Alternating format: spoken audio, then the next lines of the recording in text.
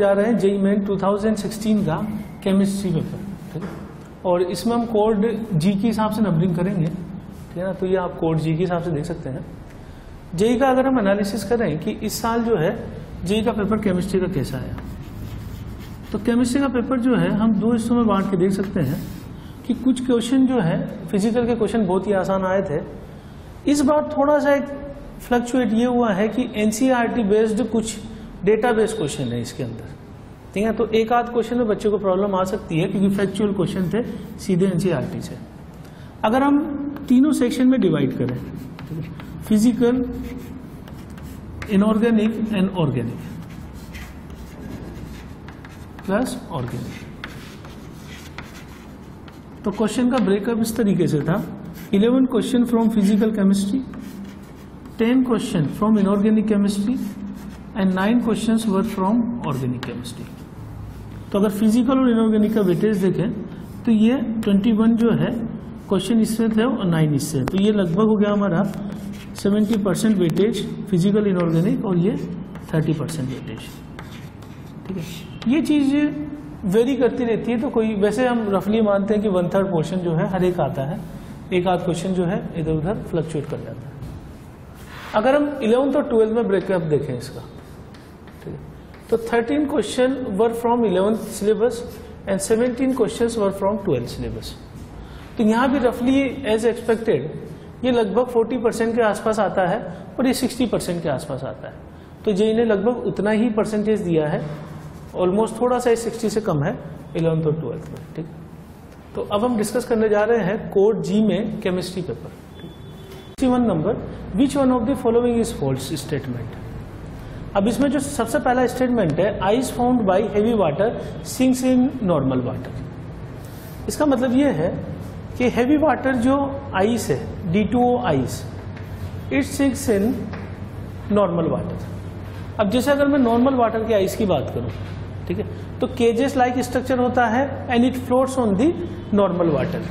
Normal water पर H2O का जो आइस है वो फ्लोट करता है, ये हमें पता है। लेकिन क्वेश्चन क्या बोल रहा है, हेवी वाटर जो आइस बना रहा है that sinks in the normal water. उसका कारण है कि D2O ice has stronger H bonding, then H2O ice, and because of stronger H bonding, molecules are more closer.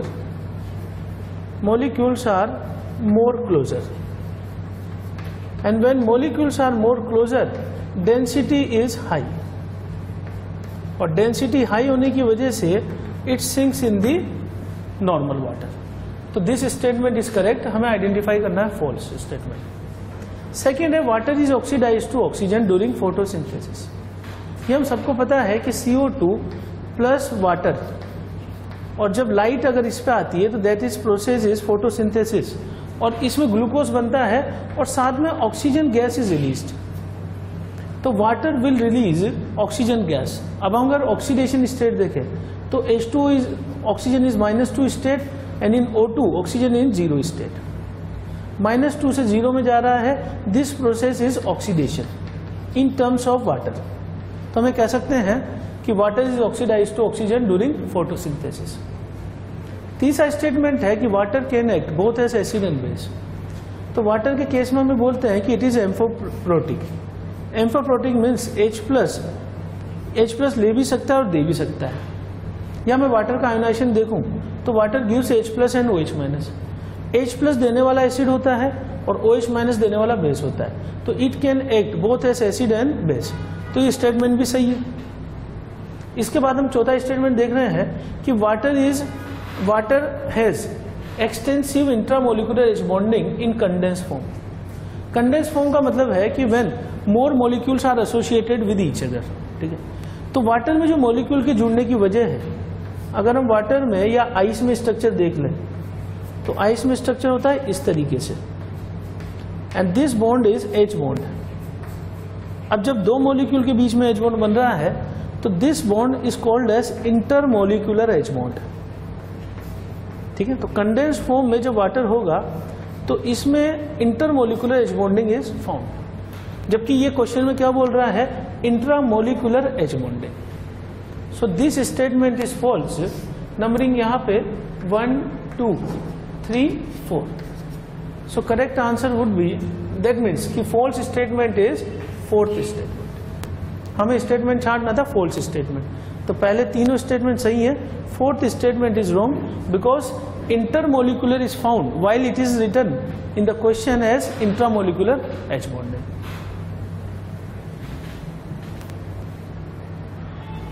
Next question number 64 में which one of the following complexes shows optical isomerism.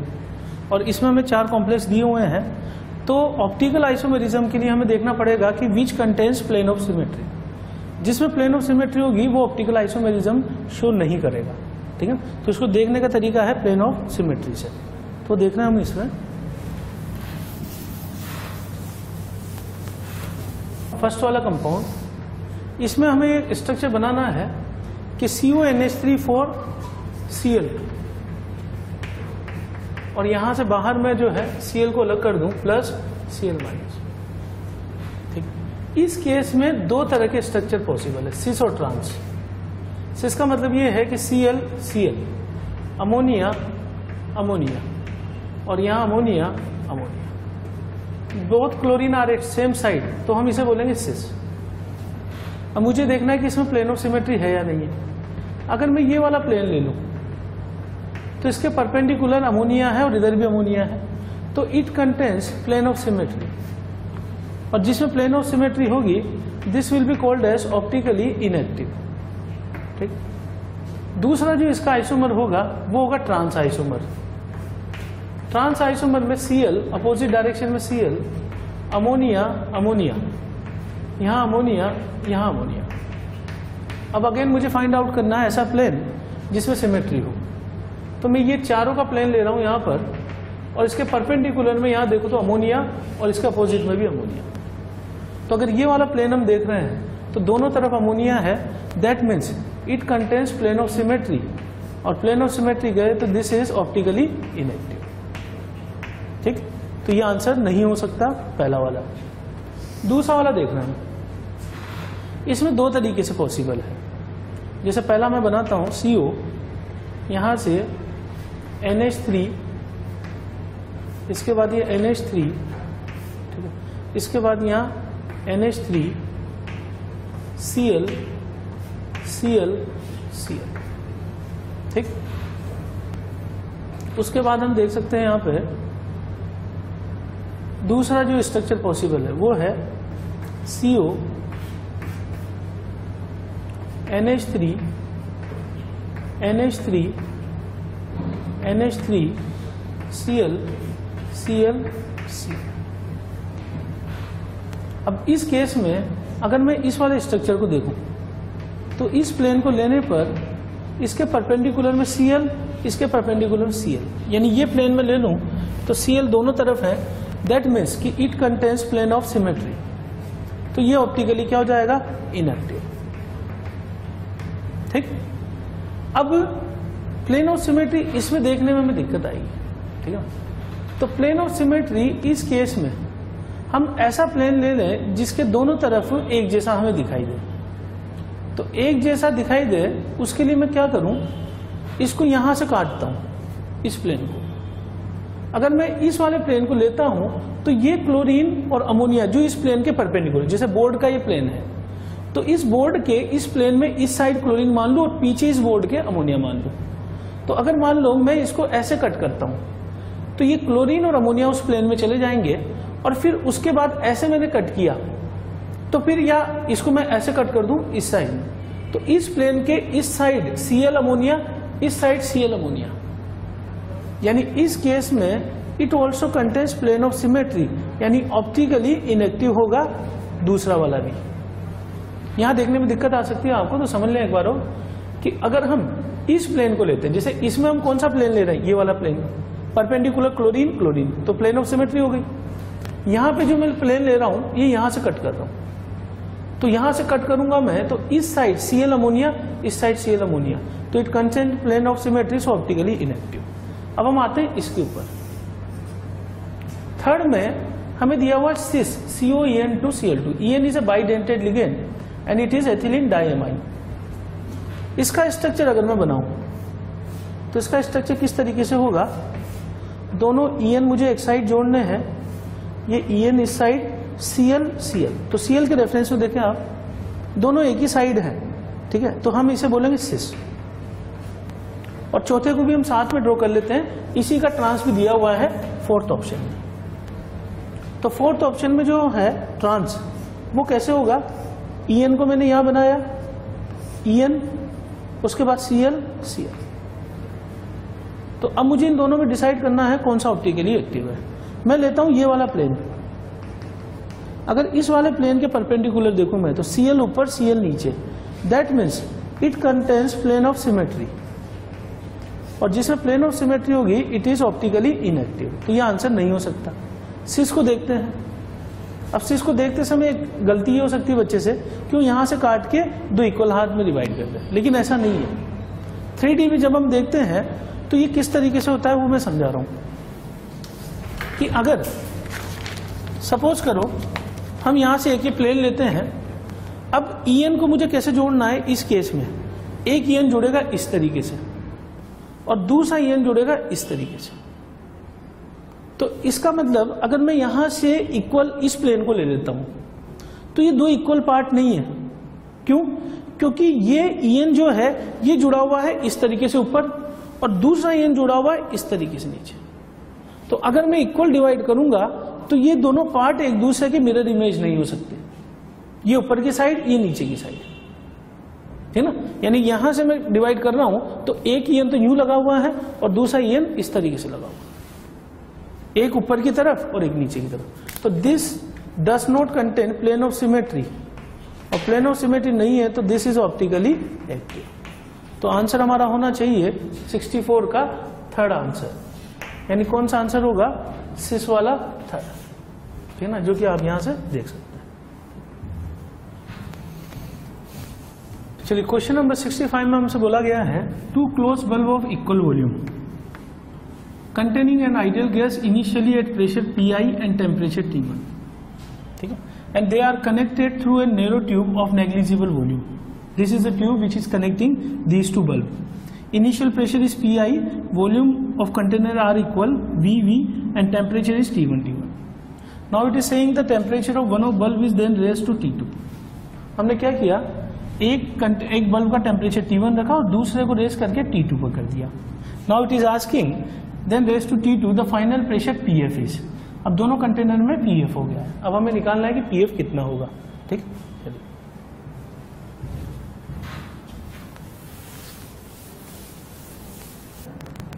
सबसे पहले हम इस diagram को देखते हैं कि temperature T1 T1 है।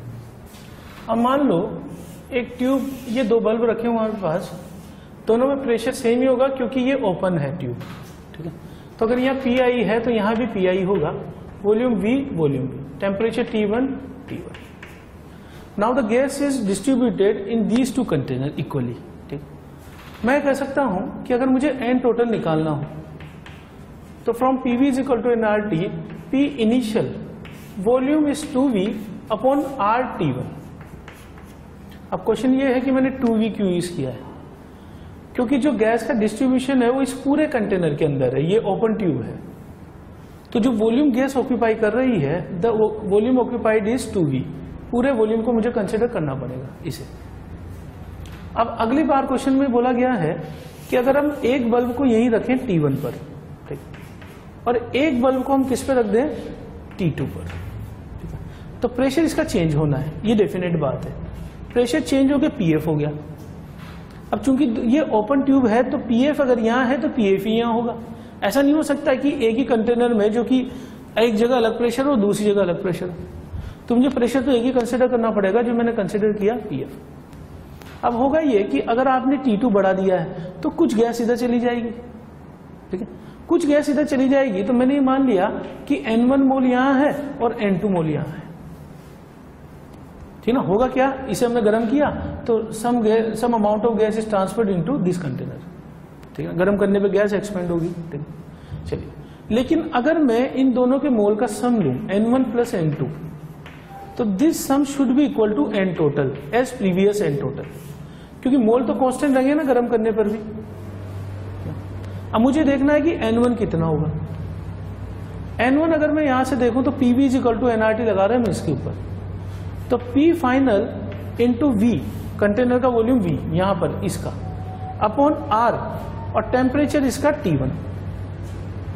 इसके लिए केस में देखूं N2 के केस में, इधर N2 मोल्स है, प्रेशर है P फाइनल, टेम्परेचर है T2, तो from PV is equal to NRT, P final into V upon R T2 temperature, and this should be equal to PI into 2V upon RT1।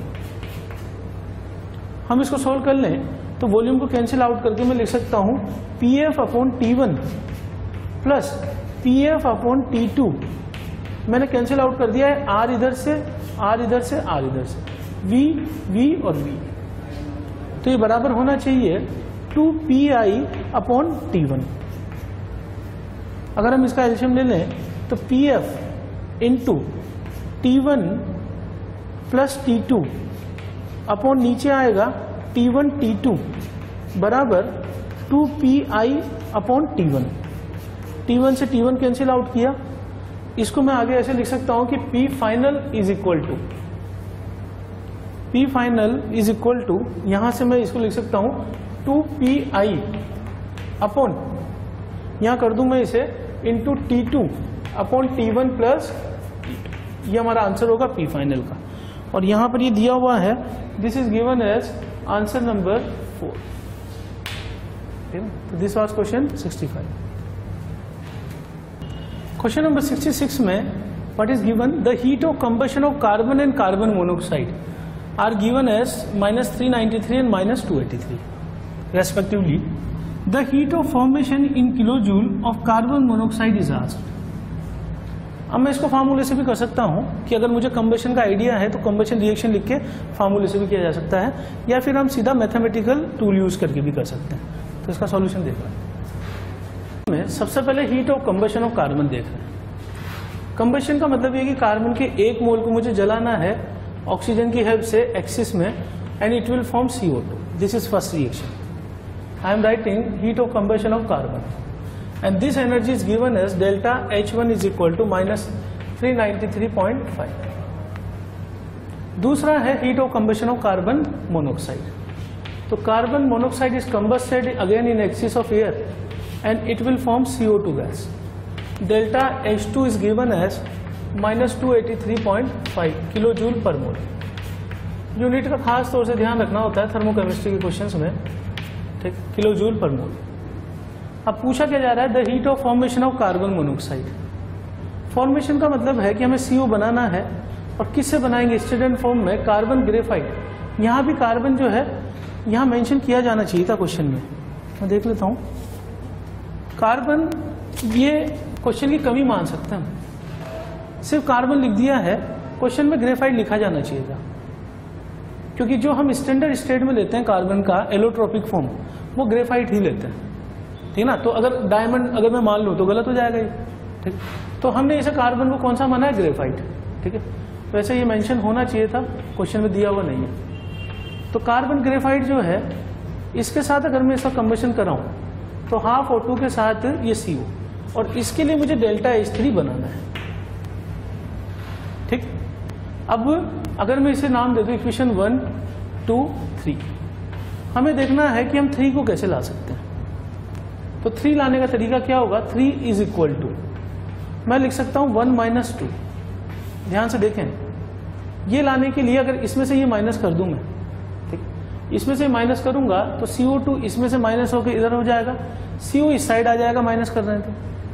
तो we can get this equation number 3 by help of 1 and 2, पर हमें 1 में से 2 को subtract करना पड़ेगा, ठीक है।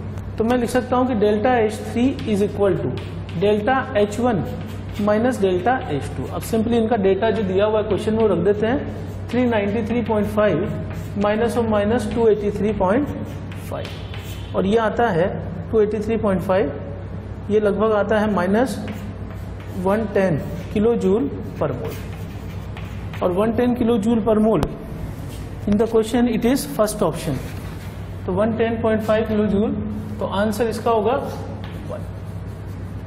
अब इसमें बात कर रहा था कि फार्मूले से भी कर सकते हैं अपन। फार्मूले का अल्टरनेट अप्रोच ये होगा कि डेल्टा H2 मैंने यहाँ इसे लिखा है, ठीक है, तो उस केस में इसी इक्वेशन में इसका formation CO2 minus formation of CO लिख सकता हूँ मैं। This delta H2 could be written as delta formation of CO2 minus delta formation of CO।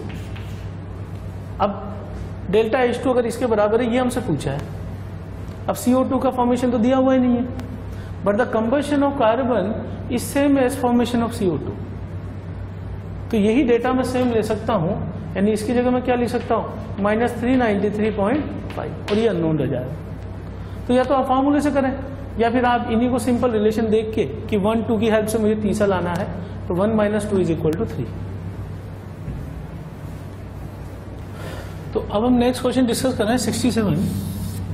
Eight 300 Kelvin and 1 atm pressure, 15 ml of a gaseous hydrocarbon requires 375 ml air containing 20% oxygen by volume for complete combustion. After combustion, the gases occupy 330 ml. Assuming that the water formed is in liquid form and the volume were measured at the same temperature and pressure, calculate the formula of hydrocarbon. तो hydrocarbon का formula हमें निकालना है by the help of this data.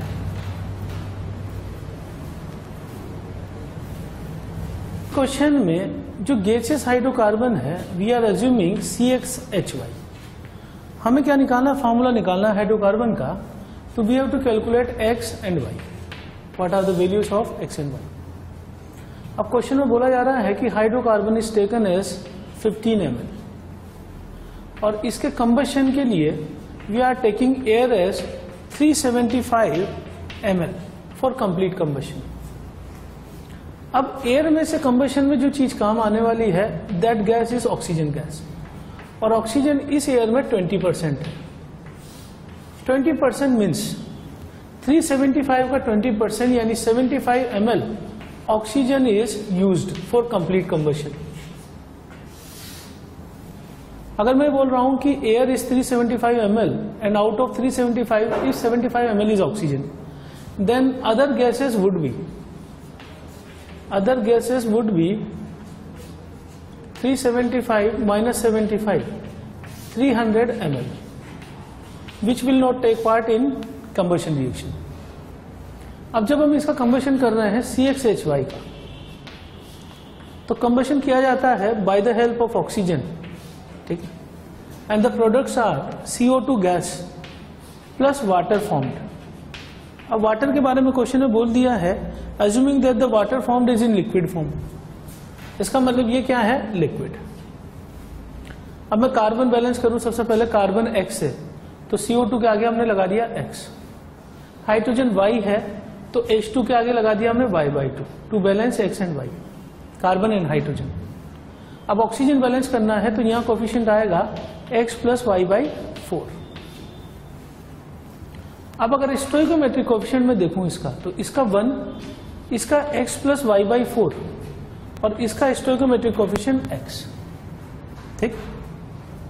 अगर ये 1 है, मान लीजिए 1 ml है, तो इस 1 ml के लिए कितना चाहिए होगा, 1 ml के लिए हमें कितना चाहिए होगा, X plus Y/4 ml and X ml CO2 is formed according to stoichiometry.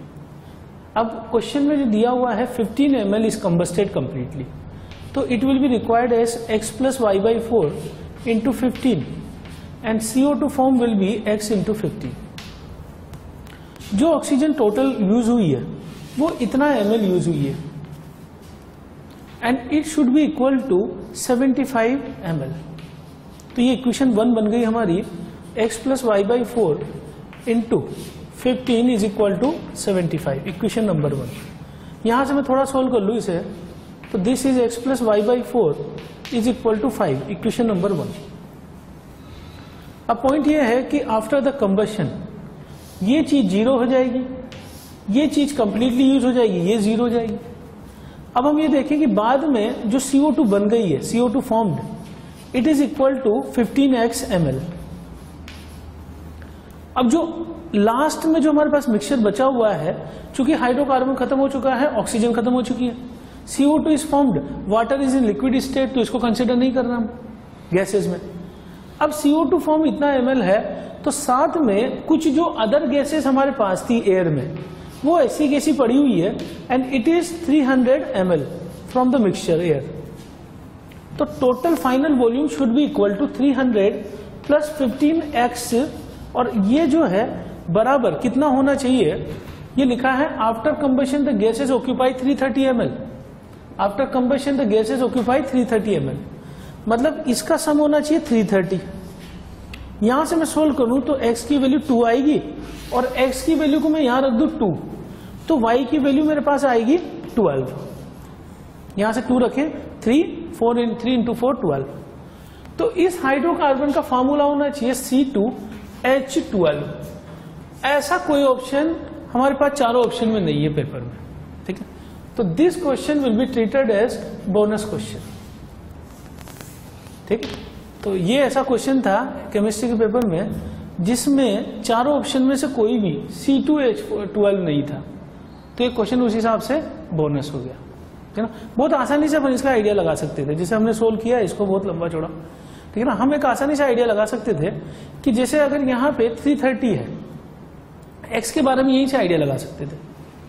अगर मैं 15 ml इसे बर्न कर रहा हूं, ठीक है, अगर मान लो x की वैल्यू मैं 2 लेता हूं, ठीक है, तो फिर स्टोइकोमेट्रिक के हिसाब से ये 2 के हिसाब से ये 15 से कितना बन जाएगा 30, और रिमेनिंग गैसेस वर 300, तो x में सीधा ही निकाल सकता था कि x वाज 2, ठीक है ना। जबकि 2 वाला ऑप्शन कहीं भी नहीं था, तो this question will be treated as bonus question. Decomposition of H2O2 follows a first order reaction. In 50 minutes, the concentration of H2O2 decreases from 0.5 to 0.125 molar. In one such decomposition, when concentration of H2O2 reaches 0.05 molar, calculate rate of formation of oxygen. अब इस question कैसे करना है? Decomposition of H2O2 follows a first order reaction. मैंने decomposition लिखा है H2O2 का, it gives H2O plus half O2, ठीक। और फर्स्ट ऑर्डर है तो मैंने रेट इसकी लिख दी R is equal to K H2O2 की पावर 1, ठीक। अब अगर मैं इस रिएक्शन की रेट लिखना चाहूं तो R is equal to minus d H2O2 by dt upon 1, stoichiometric coefficient से डिवाइड करते हैं हम, is equal to plus d, क्योंकि प्रोडक्ट बना रहे हैं ऑक्सीजन तो इसलिए साइन प्लस हो जाएगा, रिएक्टेंट के आगे साइन माइनस हो जाएगा, अपॉन हाफ।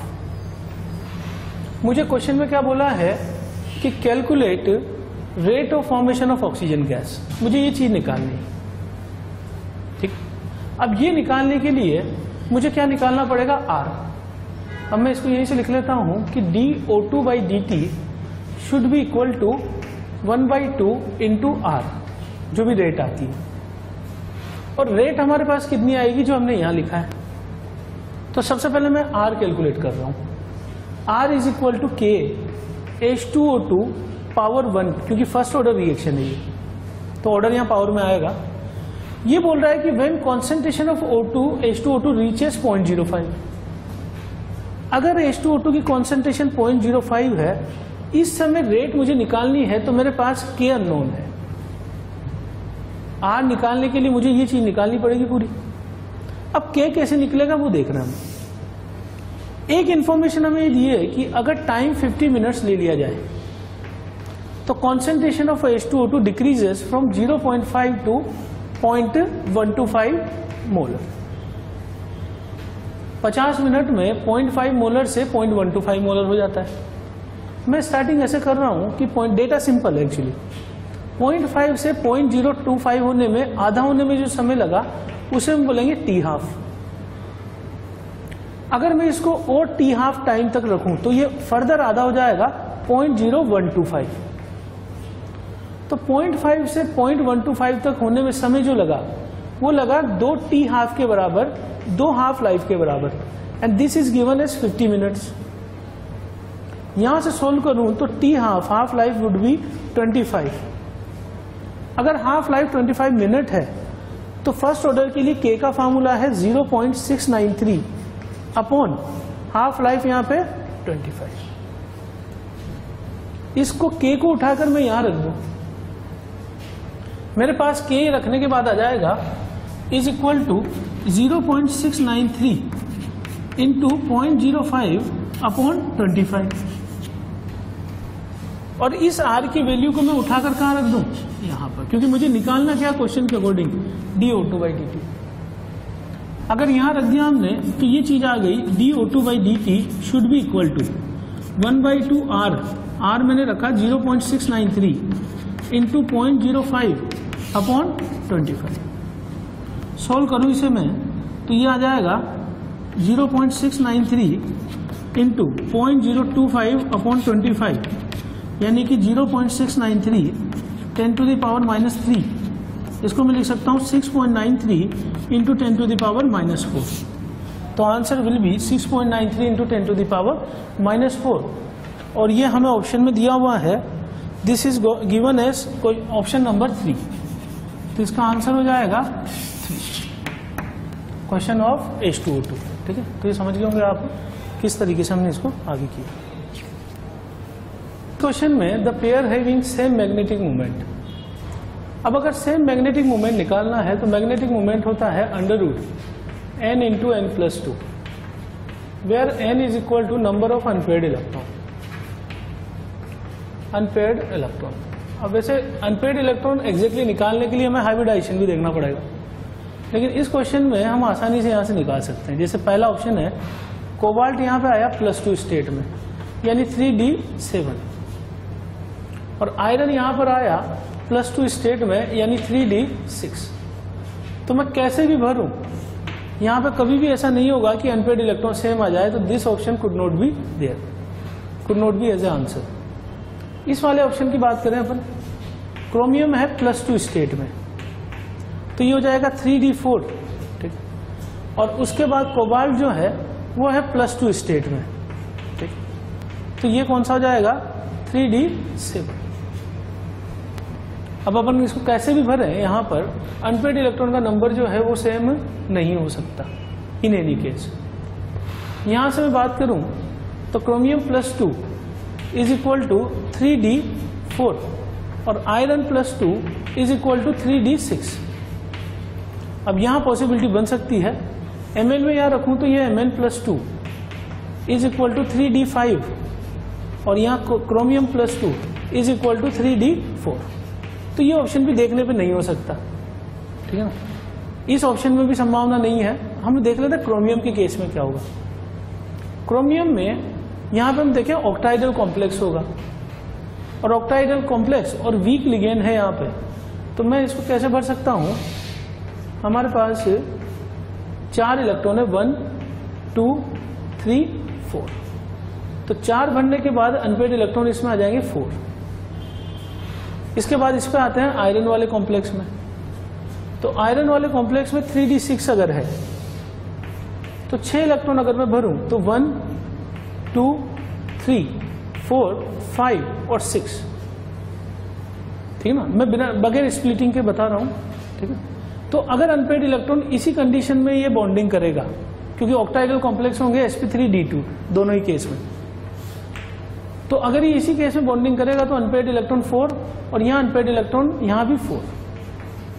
तो चूंकि दोनों में अनपेयर्ड इलेक्ट्रॉन की संख्या सेम है, यहाँ तो ये खाली रहेगा, sp3d2 हाइब्रिडाइजेशन होगा, क्योंकि 2 d खाली नहीं है अपने पास। अगर 2 d खाली होते तब तो हम कह सकते थे कि d2sp3 होगा, पर चूंकि एक ही खाली है और ऑक्टाइडल कॉम्प्लेक्स है तो एक का कोई यूज नहीं होगा, ये बॉन्डिंग ऐसी कैसी होगी, और उसके बाद आगे से भरा जाएगा sp3d2। तो ये ऐसा कैसा रहने वाला है अनपेयर्ड इलेक्ट्रॉन 4। और आयरन के केस में 3d6 में 1 2 3 4 5 और छठा यहाँ पेयरिंग कर लेगा। अब अगर स्ट्रॉन्ग लिगेंड होता तो वो यहाँ पेयरिंग करवा के 2 d खाली करवा सकता था, but since water is acting as a weak ligand तो हम ये कह सकते हैं कि ये अगर ऐसा का ऐसा रहा तो अनपेयर्ड इलेक्ट्रॉन 4 होंगे और दोनों में अनपेयर्ड इलेक्ट्रॉन सेम है तो magnetic moment will also be same. तो अगर हम यहाँ ऑप्शन की बात करें तो option third will be correct. The answer is third, यानी कि इसमें इन दोनों का मैग्नेटिक मोमेंट, ठीक है। तो मैं लिख देता हूं the answer is third option. 20 the species in which the nitrogen atom in state of is in state of sp hybridization. हमें काउंट करना है किस में sp हाइब्रिडाइजेशन होगा, ठीक है। 4 आयन दिए हुए हैं NO2 NO2 plus NO2 minus NO2। Structure बनाना पड़ेगा, इसके लिए देखते हैं। तो देखिए the species in which nitrogen atom is in state of hybridization, तो सबसे पहला बना रहा हूं मैं NO2 का स्ट्रक्चर, ठीक है। NO2 का स्ट्रक्चर होगा इस तरीके से, ये एक unpaired electron, oxygen, coordinate bond से ऑक्सीजन। यहाँ पे जो हाइब्रिडाइजेशन हम कंसीडर करते हैं दैट इज sp2 हाइब्रिडाइजेशन, ठीक है। इसको काउंट किया जाता है इसके साथ स्टेरिक नंबर में। सेकेंड स्ट्रक्चर NO2 प्लस, ठीक। NO2 प्लस का स्ट्रक्चर हम बनाते हैं इस तरीके से, O double bond N double bond O और ये प्लस। अब इसको आप ऐसे सोच सकते हैं, नाइट्रोजन के पास वैलेंसी शेल में 5 इलेक्ट्रॉन थे, 1 चला गया और चारों यहाँ काम आ गए, तो यहाँ लोन पेयर का नंबर होगा 0 और बॉन्डेड एटम आपको दिखाई दे रहे हैं कि bonded atom is equal to 2। तो मिलाकर जो स्टेरिक नंबर हम इसके लिए डिफाइन करेंगे, steric number is equal to 2 plus 0 is equal to 2, तो हाइब्रिडाइजेशन वुड बी sp। तो आंसर इसका क्या होगा NO2 प्लस। NO2 माइनस का स्ट्रक्चर देख लें। NO2 माइनस का स्ट्रक्चर होगा O minus N lone pair और डबल बॉन्ड O। इसमें आप ये देख सकते हैं कि लोन पेयर 1 होगा और बॉन्डेड एटम इसमें 2 होंगे, मिलाकर 3 हुआ और 3 मीन्स sp2 हाइब्रिडाइजेशन। चौथा हमारे पास होगा NO3 माइनस। NO3 माइनस का structure O minus N double bond O। इस केस में लोन पेयर होगा 0 और नाइट्रोजन के लिए बॉन्डेड एटम है 3, तो बॉन्डेड एटम 3 होगा तो steric number 0 plus 3 is equal to 3, that means sp2 hybridization. तो यहाँ आंसर कौन सा है NO2 प्लस sp हाइब्रिडाइजेशन के लिए।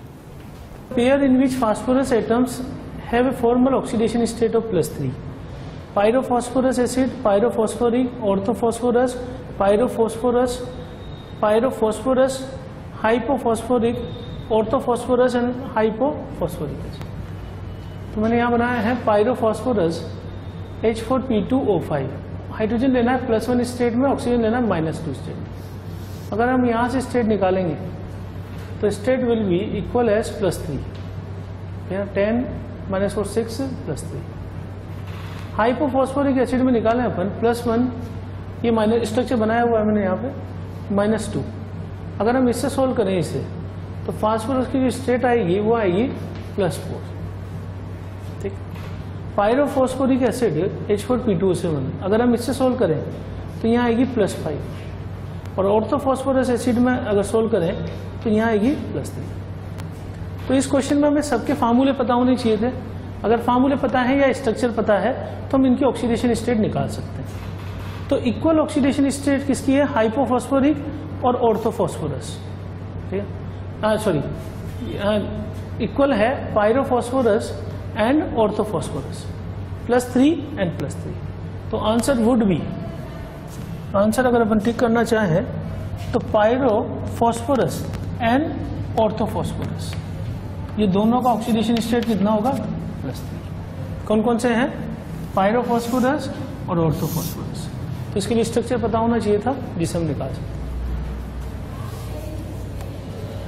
74 question number, which one of following ore is best concentrated by froth flotation method. Concentration का कौन से और के लिए कॉन्सेंट्रेशन करने के लिए फ्रोथ फ्लोटेशन मेथड होगा। कॉन्सेंट्रेटेड करने का मतलब है कि हमें इम्प्योरिटीज को निकालना है, ठीक है। तो ये फिजिकल मेथड में ही आता है froth flotation method. And froth का मतलब ये है कि हमें लाइटर और पार्टिकल्स के ऊपर एज ए फ्रोथ कलेक्ट करना है, ठीक है। तो lighter particles froth flotation is suitable for, it is suitable for sulphide ores, यानी जिसमें सल्फर हो, ठीक। और सल्फाइड ओर हमारा कौन सा है, गैलेना यानी PbS। तो आंसर इसका सीधा क्या होगा, fourth number. The answer is fourth, galena EBS।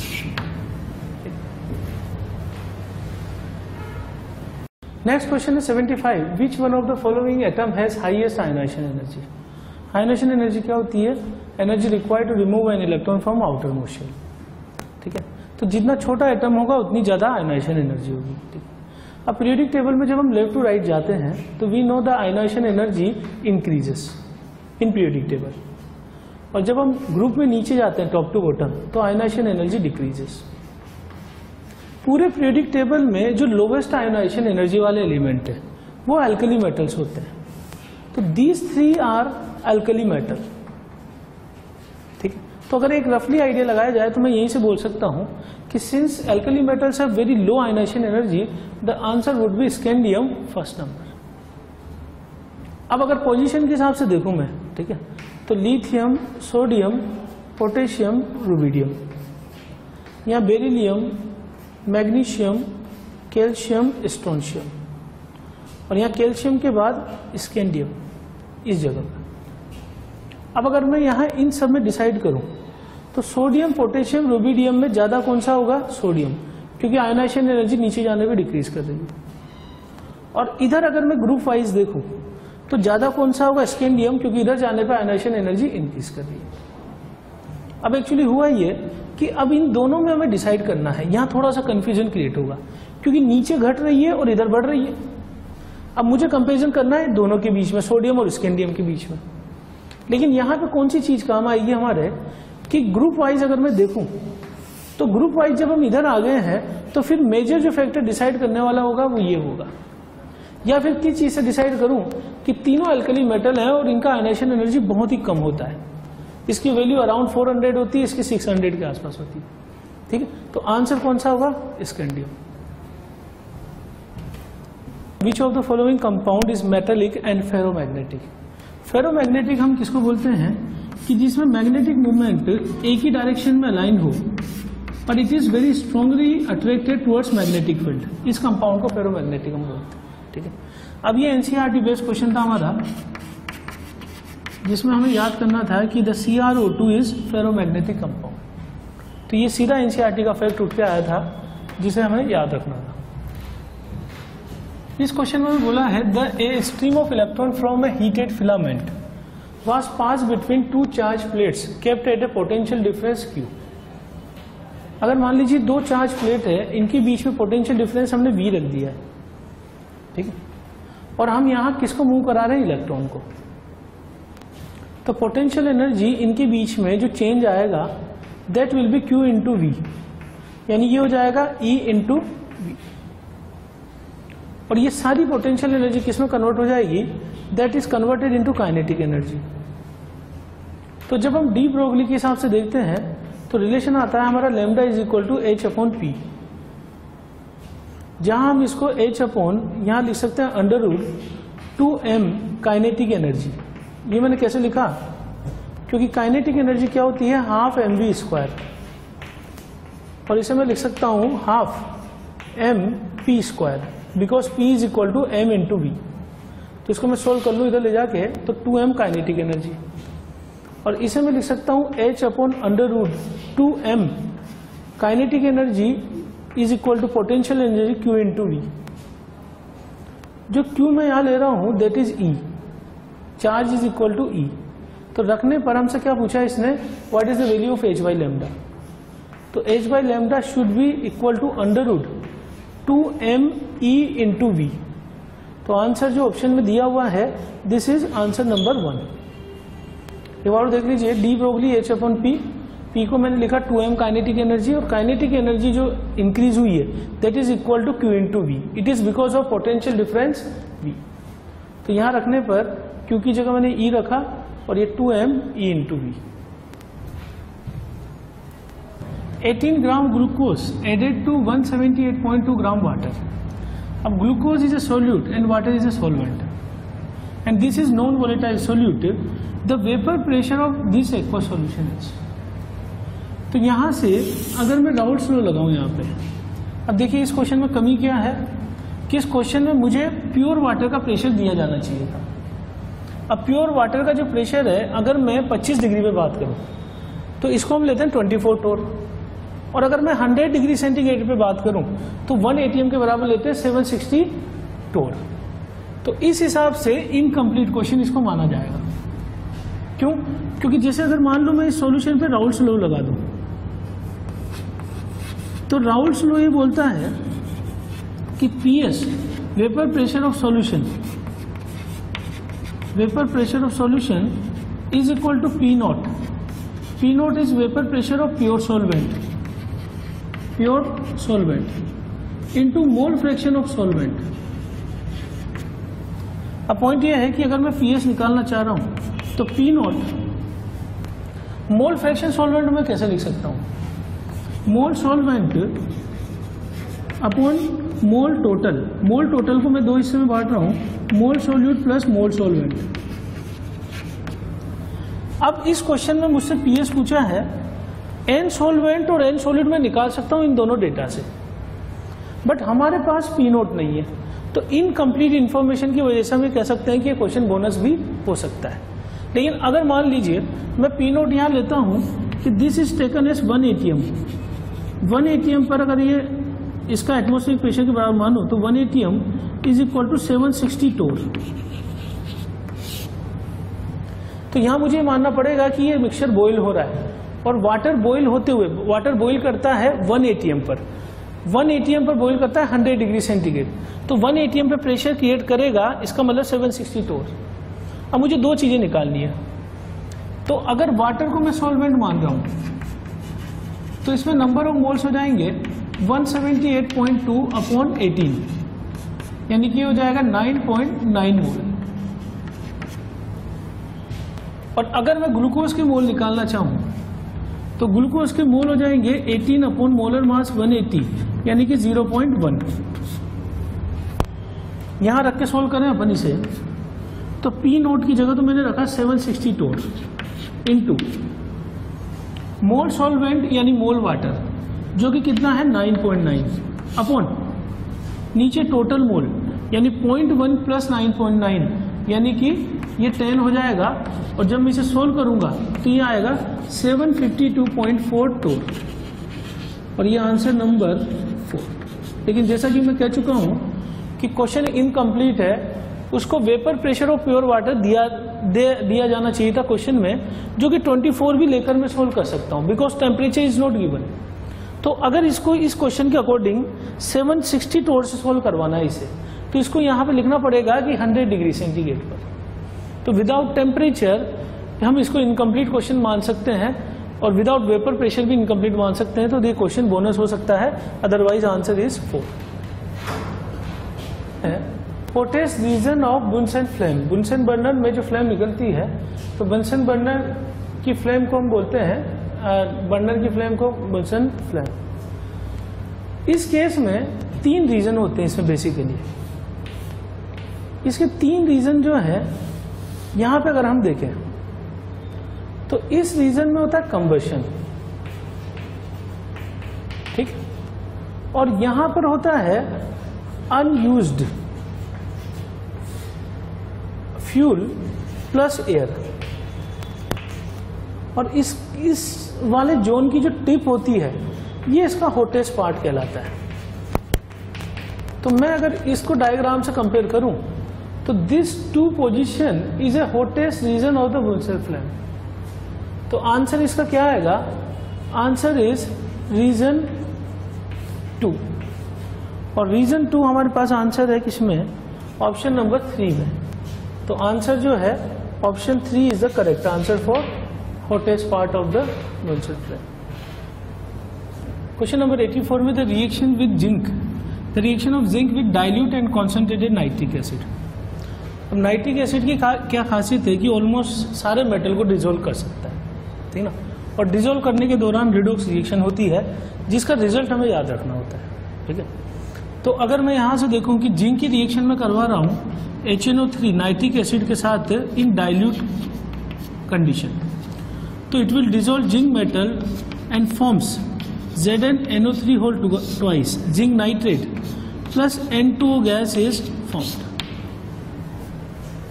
और दूसरा केस कि जिंक की रिएक्शन हम करवा रहे हैं HNO3 के साथ, विच वन इज कॉन्सेंट्रेटेड, तो again it can dissolve zinc metal forms ZnNO3 whole twice, साथ में यहाँ पे बनेगा NO2 नाइट्रोजन डाइऑक्साइड गैस, ठीक है। तो इस केस में रिडॉक्स रिएक्शन है, जिंक चला गया +2 स्टेट में, HNO3 जो है +5 से लोअर डाउन में गया +1 में और +4 में, लेकिन प्रोडक्ट N2O और NO2 हमें याद रखना पड़ेगा। तो इसलिए ये एक तरह से हम बोल सकते हैं कि फैक्चुअल क्वेश्चन था एंड द आंसर इज 2। तो इस क्वेश्चन का आंसर था 2। रिडॉक्स रिएक्शन के प्रोडक्ट हमें याद रखने होते हैं, ठीक।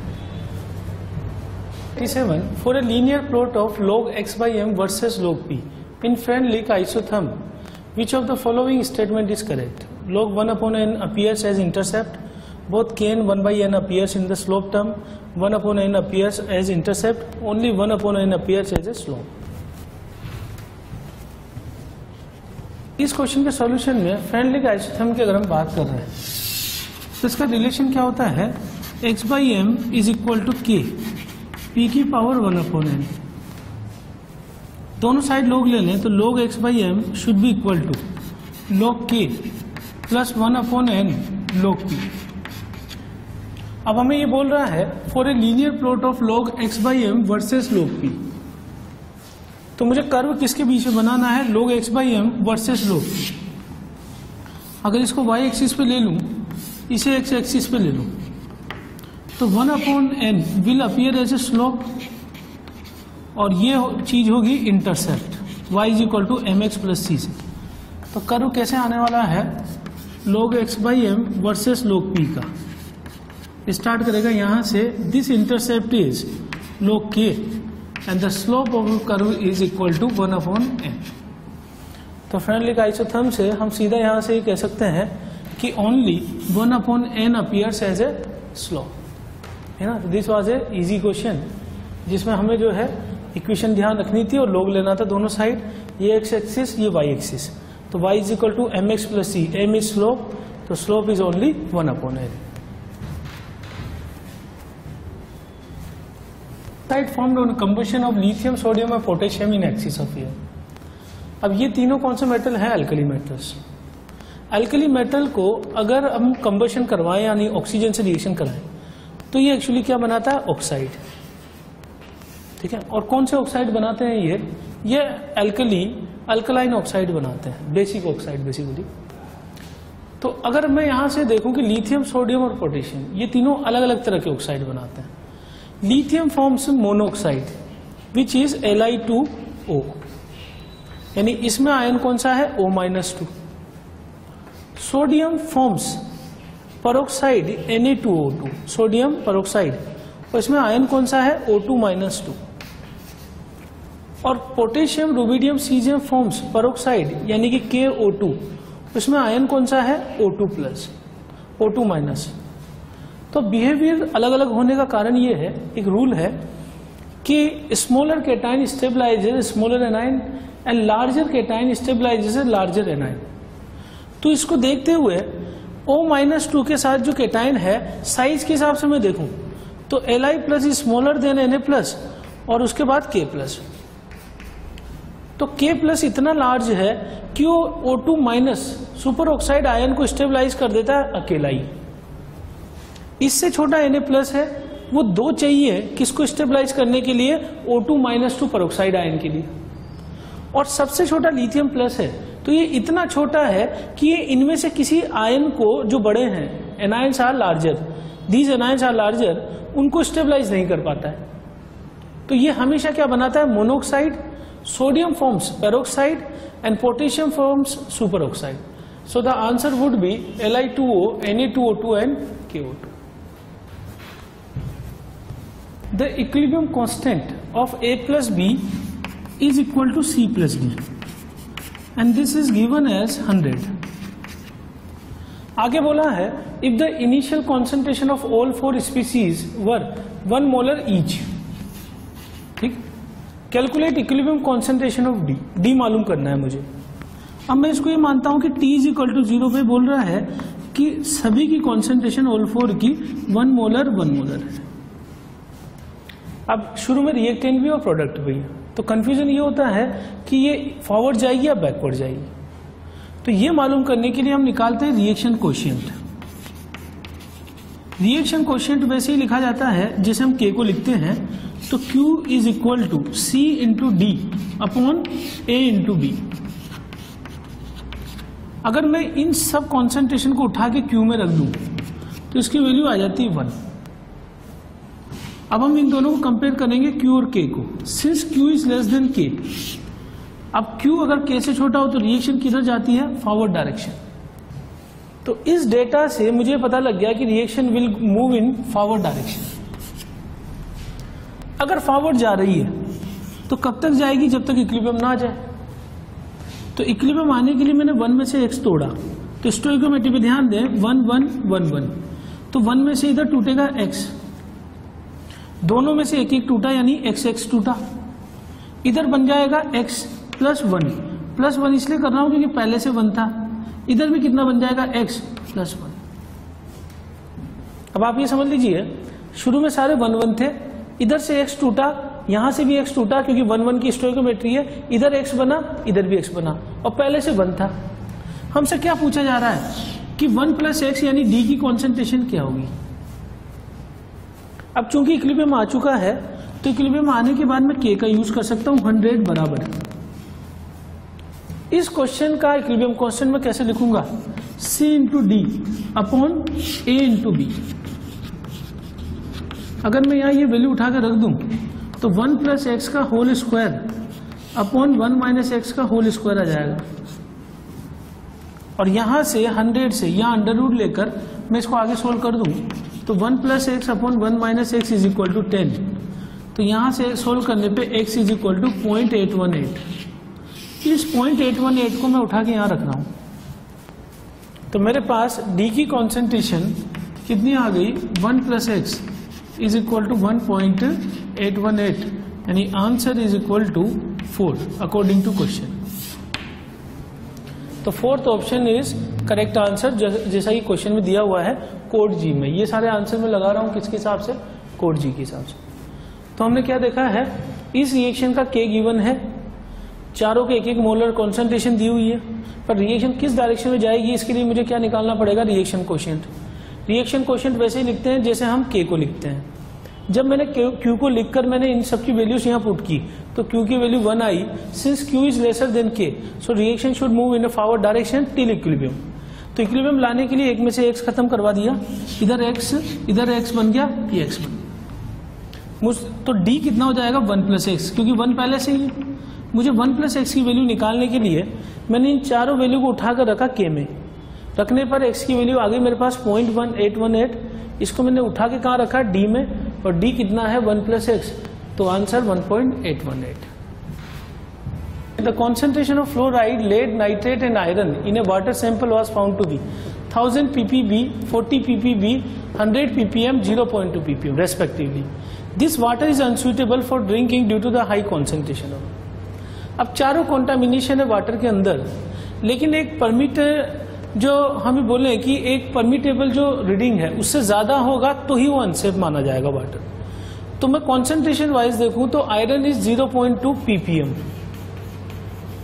फ्लोराइड जो कि बहुत डेंजरस है आयरन से भी ज्यादा, तो फ्लोराइड की कॉन्सेंट्रेशन हम कह सकते हैं इट इज 1000 ppb। लेड की कॉन्सेंट्रेशन है, लेड इज 40 ppb, और नाइट्रेट जो है वो है 100 ppm। अब ppb का मतलब क्या होता है? पार्ट्स पर बिलियन। पार्ट्स पर बिलियन, बिलियन का मतलब होता है 10 करोड़। तो 10 करोड़ पार्ट में से जितने पार्ट होंगे उसको हम ppb बोलेंगे। ppm है पार्ट्स पर मिलियन, पार्ट्स पर मिलियन। मिलियन अगर हम देखें तो ये कितने में से होगा? 10 लाख में से, यानी कि 10 की पावर 6 पार्ट में से, और ये हो जाएगा यहां से 10 की पावर 8 पार्ट में से। तो अब अगर मैं वैसे देखूं, ppm जो है वो कॉन्सेंट्रेशन की ज्यादा बड़ी यूनिट है। ये 1 बिलियन में से बता रहा है जबकि ये मिलियन में से बता रहा है। इस हिसाब से अगर हम देखें तो पीपीएम वाली कॉन्सेंट्रेशन ज्यादा है पीपीबी से, तो इन दोनों को तो हम कंसिडर नहीं करेंगे since concentration is very less. इन दोनों में अगर मैं कंसिडर करूं तो 100 पीपीएम की तुलना में 0.2 पीपीएम बहुत छोटा है, तो आयरन इज नॉट कंसिडर। तो इन चारों की कॉन्सेंट्रेशन के हिसाब से आंसर इसका क्या होगा? 4 नाइट्रेट। तो answer is 4 nitrate. Galvanisation is applying a coating of. चारों मेटल में से डिसाइड करना है कि which metal is use for galvanising purpose. Galvanisation का मतलब क्या है कि this process is done to prevent rusting of iron. Rusting of iron. अब आयरन का रस्टिंग का मतलब क्या है कि iron is oxidised. Iron oxidise होकर Fe+3 बन जाता है और एक तरह से वाटर और ऑक्सीजन के साथ रिएक्ट करके रस्ट बनाता है। अब हम ये चाहते हैं कि आयरन को ऑक्सीडाइज होने से बचा लिया जाए। जब भी आयरन Fe+3 में कन्वर्ट होगा तो it will work as a anode. ठीक है, एनोड पे ऑक्सीडेशन होता है हमारा।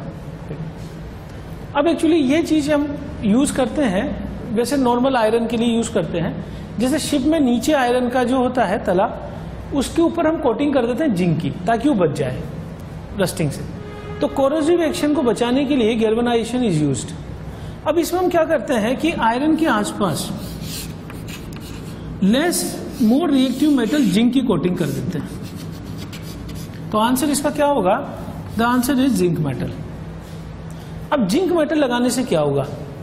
Zinc metal is more reactive. तो अगर रिएक्शन की बारी आएगी तो ऑक्सीडेशन होगा जिंक का, ना कि आयरन का। ठीक है, अगर इसका आयरन का जिंक का ऑक्सीडेशन होगा तो आयरन कैथोड की तरह काम करेगा। इसको हम कैथोडिक प्रिवेंशन भी बोलते हैं, कैथोडिक प्रिवेंशन। ठीक, और इस मेटल को हम बोलते हैं सैक्रिफिशियल मेटल। Sacrificial metal. इसका मतलब यह है कि अगर मान लो केवल आयरन होता तो आयरन का ऑक्सीडेशन स्टार्ट हो जाता एटमॉस्फेरिक ऑक्सीजन और वाटर से। ठीक है, और ये रस्टिंग करने लग जाता, तो इसका ऑक्सीडेशन बचाने के लिए हमने इसके आसपास कोटिंग कर दी जिंक की। तो होगा ये कि since zinc is more reactive than iron metal, तो जिंक सैक्रिफिशियल मेटल बन जाता है। तो ऑक्सीडेशन किसका होने लग जाता है? जिंक का। जिंक का ऑक्सीडेशन होगा तो it will work as a anode and iron will work as a cathode. ठीक है, इस कैथोड को बना के इसको बचाने को हम बोलते हैं कैथोडिक प्रिवेंशन। तो गैल्वेनाइजेशन के थ्रू हम क्या कर सकते हैं? कैथोडिक प्रिवेंशन किसका? आयरन का, by applying coating of zinc. ठीक है, चलिए यहां पे हमारा डिस्कशन खत्म होता है फिजिकल एंड इनऑर्गेनिक क्वेश्चंस का। Now best of luck for JEE advance exam.